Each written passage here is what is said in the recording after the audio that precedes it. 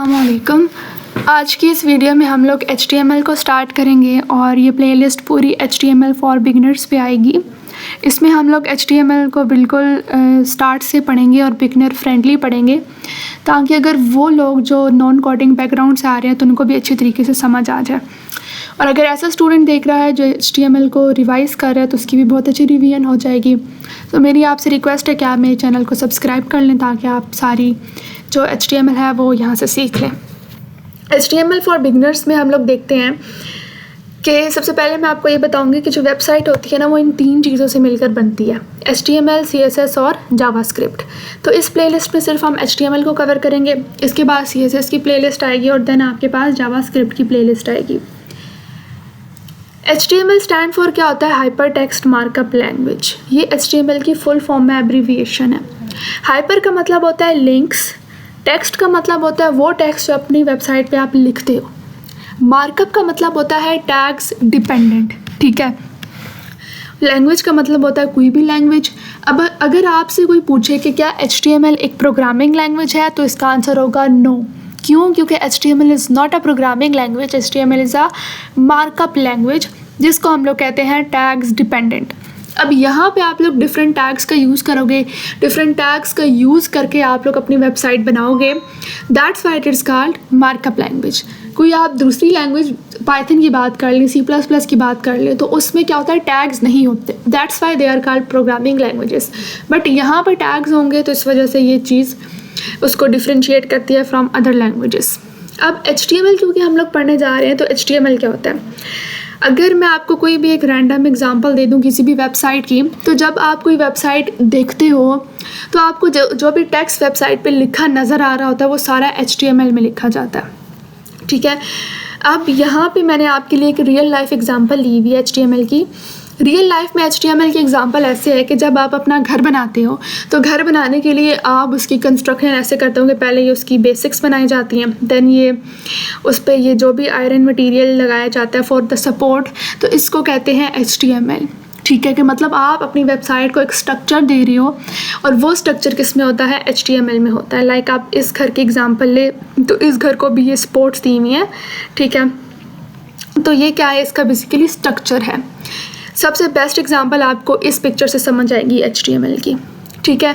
तो वेबसाइट पे जो कुछ आपने डिस्प्ले करवाना होता है वो सारा कुछ कहाँ से आता है? HTML से आता है। उसके बाद CSS की मैं आपको एग्जांपल दूँ तो CSS क्या होता है कि जब आपने अपना घर बना लिया, उसके बाद आप उस पर कोई भी स्टाइलिंग करना चाहते हो, लाइक आप पेंट डिसाइड करते हो कि मैंने इस कलर का पेंट, येलो कलर का पेंट करवाना है, ग्रीन कलर का पेंट करवाना है, साथ में आप देखते हो कि क्या चीज़ कैसे ऑर्गेनाइज करके आपने एक रूम में रखनी है, तो वो सारी की सारी जो डिज़ाइनिंग है वेबसाइट पे वो CSS से आती है। ये उसकी एक रियल लाइफ एग्जांपल है कि यहाँ पे आपको वाइट कलर नज़र आ रहा है, लाइट्स आपको नज़र आ रही हैं, आपको सेटिंग नज़र आ रही है, कलर्स नज़र आ रहे हैं, जो कि एक घर को सजाने के लिए रखे जाते हैं। दैट्स इसी तरह वेबसाइट में भी जब हम कलर्स वगैरह ऐड करते हैं तो वो सारे स्टाइलिंग कहाँ से आती है? CSS से आती है। उसके बाद जावास्क्रिप्ट क्या होता है कि अब जावास्क्रिप्ट की मुझे कोई उस तरह के से एक एग्जांपल नहीं मिली जो मैं यहाँ पे उसकी पिक्चर लगा सकूँ, तो मैं आपको इसका थोरली बताती हूँ कि जावास्क्रिप्ट ये होता है, जब एक बार आपने अपना घर बना लिया HTML में, डिज़ाइनिंग आपने कर ली CSS में, उसके बाद आप चाहते हो कि आपने बटन प्रेस किया तो फ़ैन आपका ऑन हो जाए आपके घर का। अब आपने बटन प्रेस किया और फ़ैन को कैसे पता कि मैंने ऑन होना है? तो फ़ैन के बैक एंड पे इलेक्ट्रिसिटी है जो उस बटन के प्रेस होने से फ़ैन तक जाएगी और फ़ैन ऑन हो जाएगा।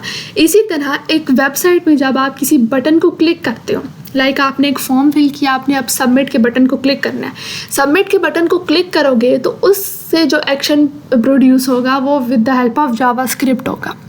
जावास्क्रिप्ट की वजह से वो बटन प्रेस होकर एक्शन आपका डन होगा और आपका काम, नेक्स्ट प्रोसेस आपके सामने आ जाएगा।